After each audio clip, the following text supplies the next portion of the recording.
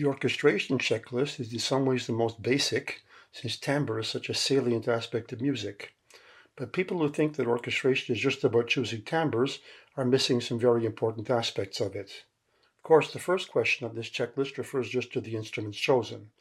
The choice of instrument is determined by multiple factors. The most obvious one is range, but two instruments can play in similar ranges but be completely different in character. For example, the trombone and the cello have more or less the same range, but their sound and character are completely different. Here's an example.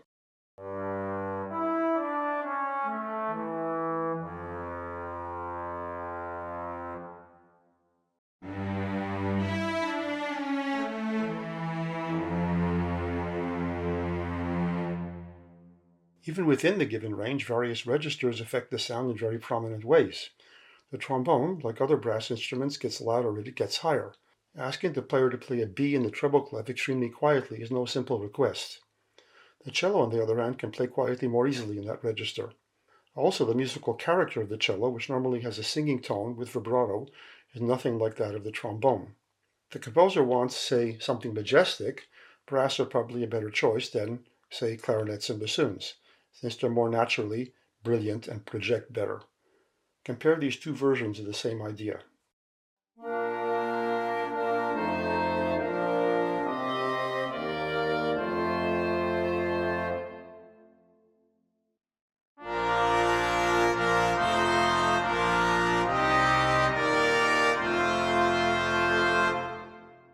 By themselves, each one works fine, the sounds are blended and the top line stands out. But if your goal is a majestic sound, which one would you choose? This isn't to say that clarinets and bassoons can't be part of a majestic texture, they are not likely to be in the foreground. Apart from the range and character of the instrument, the composer also has to know how difficult the passage in question will be. If the ensemble is professional, they can do things that a student ensemble can't, so the composer must take account of who they're writing for. This requires a much more detailed knowledge of the instruments than just their total range. For example, this figuration works fine in the violin, and it's not particularly difficult, but giving it the trumpet at that speed would be a disaster. Note, a computer simulation can play the trumpet line very fast, but a real trumpet player? Apart from the basics of instrumentation, which we've just enumerated, there's also the question of orchestral balance. Even if everybody in the orchestra is playing, they aren't all equally prominent.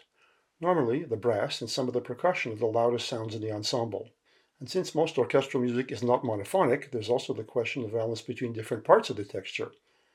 Take this melody in the clarinet.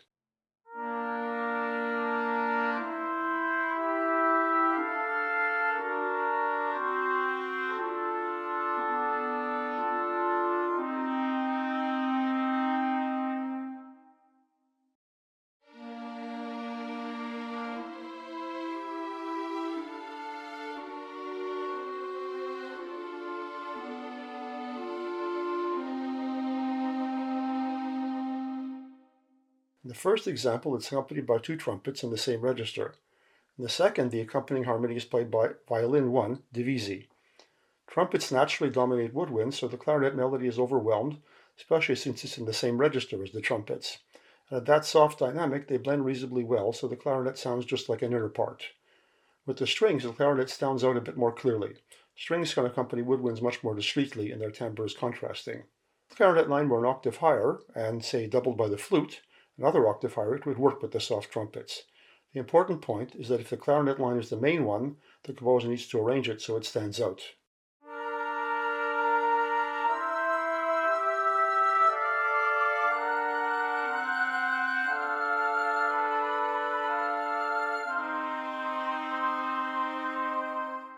It's important to understand that, given how human perception works, the composer always needs to have a clear idea of what's in the foreground. And many orchestral textures go far beyond just melody and harmony. Here's an extract from the last movement of my Fifth Symphony. This is from the middle of a large movement.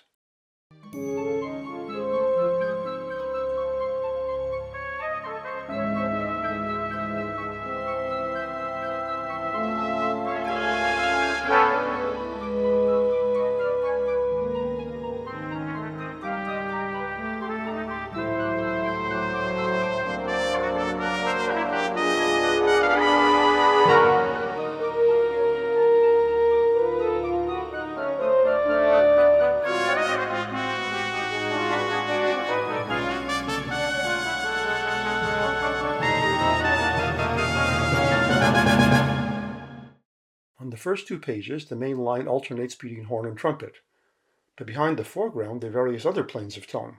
The oboe and the clarinet imitate bits of the foreground line, creating a subtle echo. The flute and piccolo add an overall sense of movement, maintaining constant 16th notes. Trombones intervene with short patches of crescendo harmony. The strings provide sustained resonance in the background, adding depth to the texture. Finally, the harp adds touches of color to the background.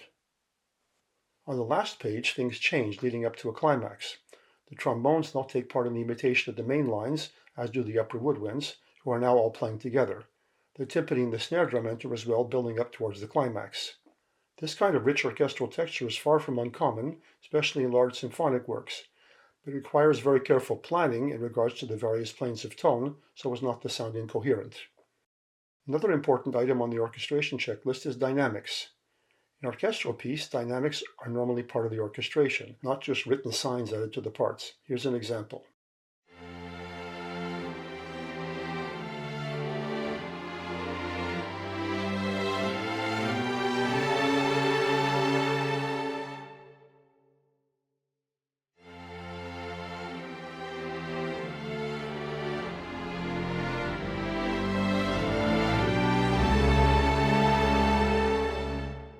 The first example here is a normal four-part texture.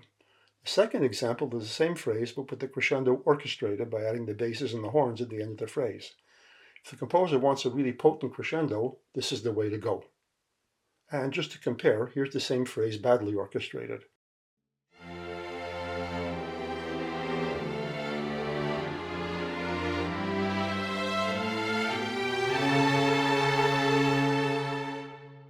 By removing the instruments during the crescendo, its effect is completely ruined. Another aspect of dynamics in orchestration is accents. Whereas a solo player will just play an accented note more loudly, the orchestra can make an accent more potent by adding some percussive sound. Here's an example.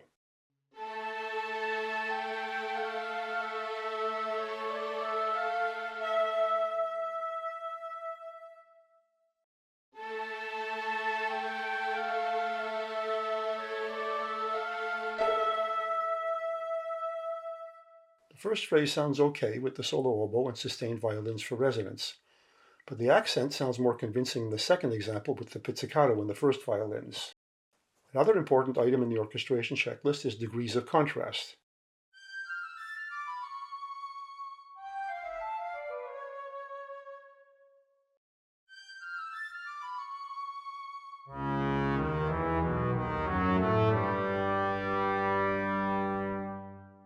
Here in the first example, the piccolo phrase is imitated by the flute and the octave lower, so it's a pretty subtle contrast. The second example, it's imitated by low brass inverted in longer notes. The degree of contrast here is much greater. Its many composition problems involve too much or too little contrast.